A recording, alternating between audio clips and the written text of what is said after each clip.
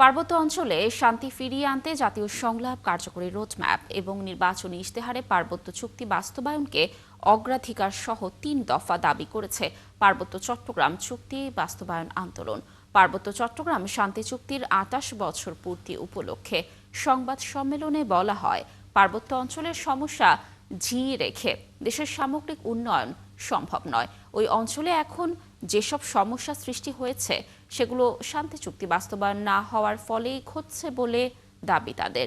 অনতিবিলম্বে পার্বত্য অঞ্চলের সকল পক্ষের এবং দেশের সব রাজনৈতিক দলের সাথে জাতীয় সংলাপ প্রয়োজন বলে জানায় পার্বত্য চট্টগ্রাম শান্তি চুক্তি বাস্তবায়ন আন্দোলন।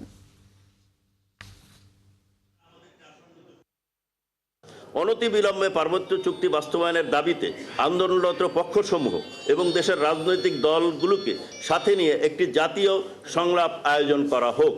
পার্বত্য চুক্তি বাস্তবায়নের জন্য একটি কার্যকরী রোডম্যাপ ঘোষণাসহ চুক্তি বাস্তবায়নের দৃশ্যমান কার্যকরী পদক্ষেপ গ্রহণ করা হোক।